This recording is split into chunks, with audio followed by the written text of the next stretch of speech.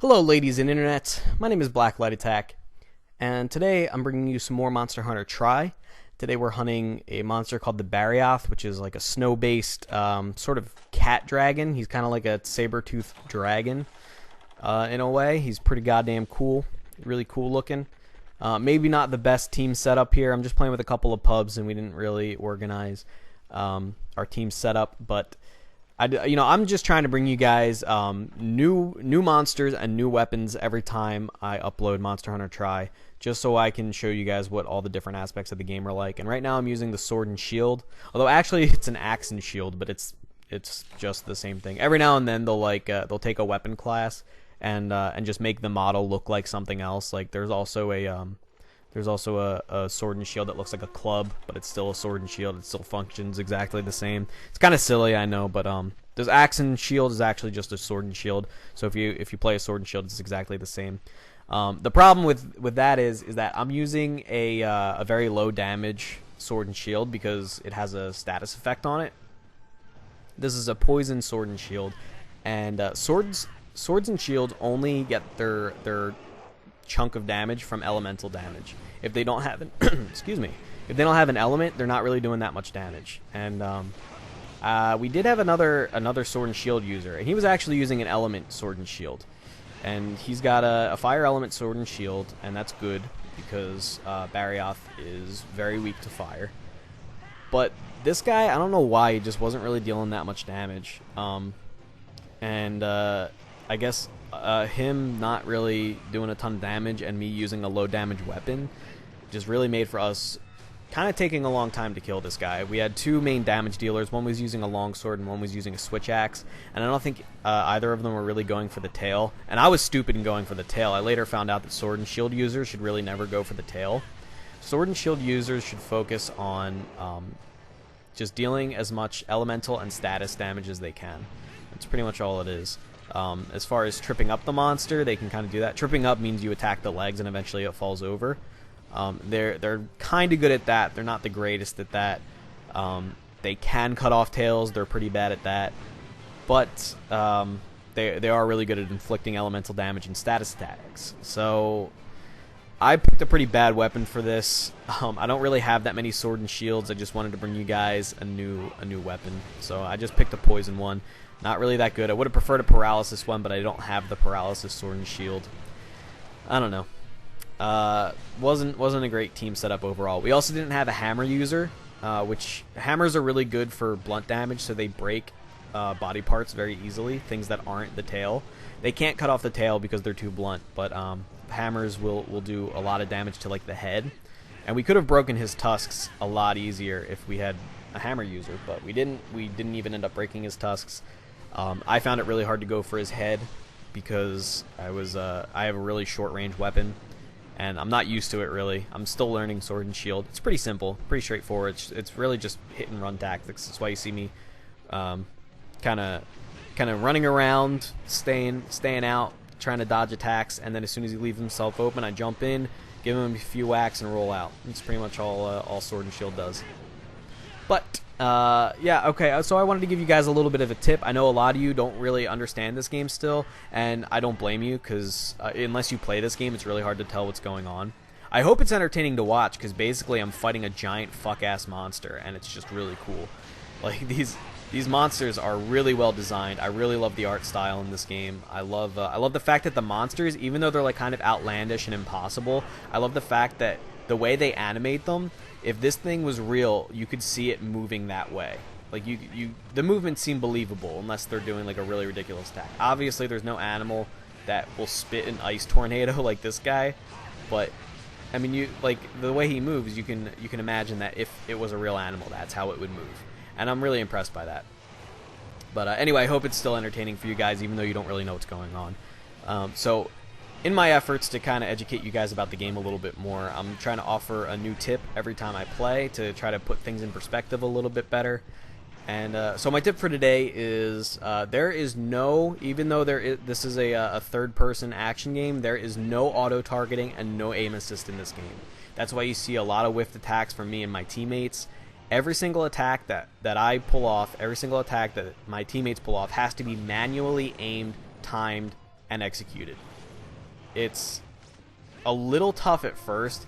Like, you're when you first start the game, they start you off on really small monsters that also jump around a lot, and you're like, how the fuck am I ever supposed to hit these guys? Because attacks are relatively slow in this game. You know, attacks are definitely not instant. Because they kind of behave somewhat like real weapons. Obviously, it's exaggerated because people can't really swing swords that are the size of a small car and actually get some momentum behind it. But you know, generally speaking, the weapons are pretty believable. You can imagine that if somebody did have a sword the size of a small car and they somehow could swing it, they wouldn't be very fast with it. So it's pretty realistic in that regard. Obviously, this is not a realistic game in general, but just saying. So it's a game that requires a lot of manual precision, a lot of practice, and a lot of familiarity with your weapon. Luckily, I'm using Sword and Shield, and like I said, I'm not very familiar with it. But Sword and Shield is the fastest attacking weapon in the game, and it's also pretty mobile because of that like jumping forward leap. And really, that jumping forward slash down attack is it's probably the hardest attack to aim with the Sword and Shield. But it's really not that difficult to hit a monster because, you know, they got plenty of surface area to hit. You might not hit the part you're going for, but that's really the only hard thing to aim. Once you get that down, you're in there. You're in there, baby. So I wonder if I can record one video without referencing Beiruti. That dude's fucking addictive. Anyway, so that's your tip of the day.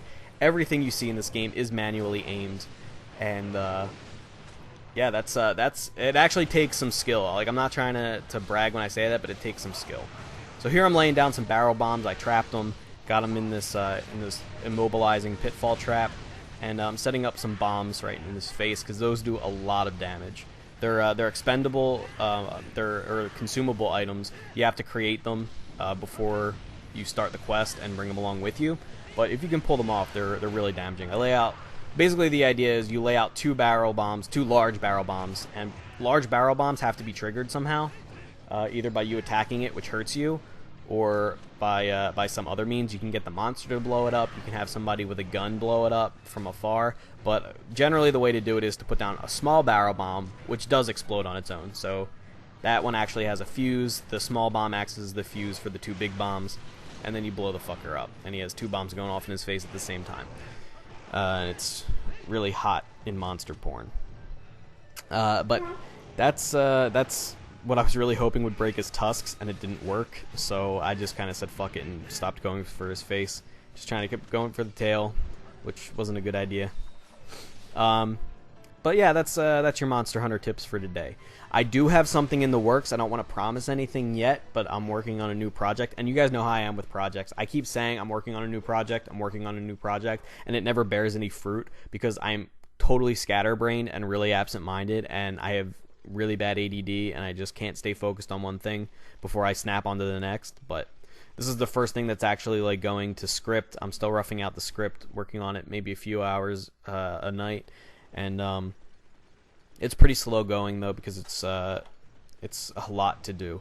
But I don't want to promise you guys anything yet. I don't want to divulge too much information, but let's just say that I'm working on a project that will hopefully help familiarize you guys with Monster Hunter who have not played it before. So that's that. And in other news, I wanted to kind of apologize for the fact that I haven't really been around all that much. I know you guys miss your Blacklight, and I miss you guys too. But I'm uploading like once a week, which isn't great. But it's better than like not at all. And I would like to be uploading. Ideally, I would like to be uploading 2 or 3 times a week. But I just really haven't had the time. For a while, it was that I didn't have anything to record. But that's no longer true. I have plenty to record now. I'm totally fine with uploading Monster Hunter and Marvel. I hope you guys like it too. Thinking about picking BlazBlue back up. But one big thing is that I don't really have any shooters that I like to play on the Xbox anymore. And that's pretty disappointing to me because I did have fun during my shooty Xbox time. But I'm just absolutely disgustedly sick with Black Ops. I just can't take it anymore. I'm so bored of that game. I'm bored to tears just thinking about playing it. I'm not buying Modern Warfare 2. I refuse to. I already paid for it on PC, and it's just not that good. It's more fun than Black Ops, but it's just simply not that good a game. I refuse to pay for it again. I'll probably get Modern Warfare 3 when it comes out, but that's still a long time away. And Brink was a massive disappointment. I'm just so pissed at Brink because Brink still has perfect core gameplay elements, and the execution with the matchmaking and the latency and the bots, the fucking bots, was just so bad. If I wanted to play iRobot, I would fucking watch Will Smith and just point a controller at him and go pew pew pew pew. Not gonna happen. I don't want to play bots. Are you listening to me, Bethesda or Splash Damage or whoever? Bots was the worst idea you've ever had in your entire life. And I want you to look in the mirror, and every time you look in the mirror, I want you to think, I put bots in Brink. I do not deserve to be looking at this mirror.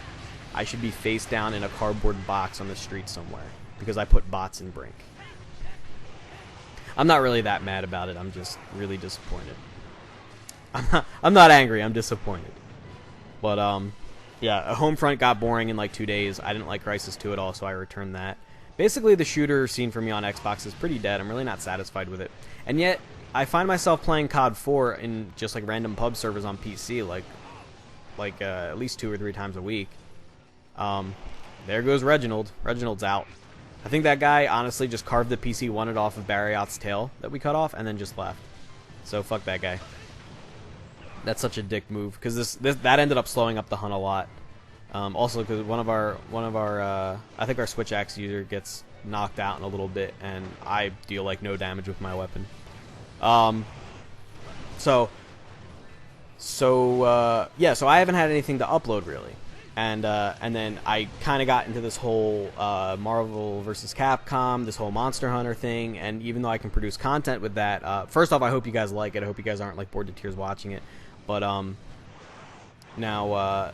now Memorial Day weekend just came up. I had to entertain a bunch of guests. All my friends came home from college. They're taking up a lot of my time on the weekends when I normally record. And I just really haven't had time to do a lot of it. But anyway, I upgraded my PC, and I'm still working out some of the kinks with recording. I think I might need a new hard drive because it's going way slower than its right speed should be. It's like 7,200 RPM, and it's just like nothing else is chugging. So I'm thinking that's what's making Fraps lag.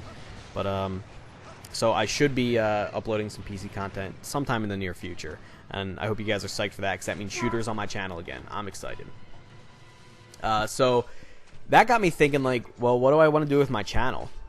And that might seem like a weird transition, but I was kind of thinking PC will hopefully open up some new opportunities for me, and hopefully open up like a new group of people. You know, I've noticed that I've kind of been diversifying my subs ever since I made the switch from Call of Duty to like fighters, and then subsequently to Monster Hunter. I'm getting more and more people that play all different kinds of games into my channel because I'm not just a COD channel, and that's great. I really love that. I love having a varied community, and I figured the same thing will happen with PC gaming because you know, PC gaming. Yeah, actually, PC gaming is kind of taking the YouTube community by storm here, but that's not why I'm getting it. I've been meaning to upgrade my PC for a while. This is just the first time I've done it. Decided to take advantage of the Newegg Memorial Day sale. And so anyway, that got me thinking, like, what do I want to do with my channel? What's the future of my channel? Because I feel like everybody should have a goal when they have a YouTube channel, at least after a while. I've been doing this for almost 6 months, and I don't really have a huge subscriber base, and that doesn't really bother me. But I feel like it's important to have a goal. Because when I first started this out, and still to this day, it was all just for fun. It's still just for fun. And I do have a lot of fun doing this. I really do. I love talking to you guys in the comments section. I love making these videos. It gives me something to do with my free time. And even though I'm now trying to make free time so I can do it, but I figure I feel like I need a long-term goal, and this isn't something I expect to accomplish, you know, next week or next month. Maybe not even anytime this year. But I started thinking about what I want my long-term goal to be. And, you know, some people have different goals with YouTube. Some people just want the fame. Some people want the money. They want to make YouTube their job, which I'm not ragging on. That's already been ragged on plenty. Everything that needs to be said has been said. So let's not get on that. But, you know, everybody has a different goal. So what's my goal? And I started thinking about it. And what I came up with, and this is going to sound really cheesy, and there's no way for me to say this without sounding totally 100% cheesy. And So I'm just gonna say it. I want to help people, and that's the absolute long and short of it. Like, there's no catch. There's nothing. I mean, and don't tell me it's not possible. We all saw what Wings did for that girl. We all saw what Gold Glove did for Child's Play. People can take their influence and their internet fame and turn it into real money for real people that need it. And I absolutely love that. I love the concept of that. I've always liked to donate to people where and when I can, but I don't have a lot of money. If I was ever a rich celebrity person, I would definitely be like a less douchebaggy Bono. I would be donating that shit left and right because it makes me feel good. Maybe it's selfish because it makes me feel good, but that's the truth. I really like to help people. And I would love to be able to do that with YouTube. I would like to have a large enough following that I can, let's say, do a 24-hour live stream for Child's Play. I think that's exactly what Gold Glove did. And, you know, I don't give a shit about originality points as long as people are getting money who need money, you know? So what can you guys do to help that, to help me help people? Spread the word.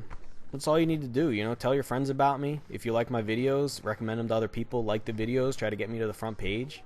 If you're one of these bigger guys that has a channel, then hook me up, you know? I'm not saying plug me, just, you know, don't, like, just plug me just because I want to help people. But if you're big and you have a following, let's work something up.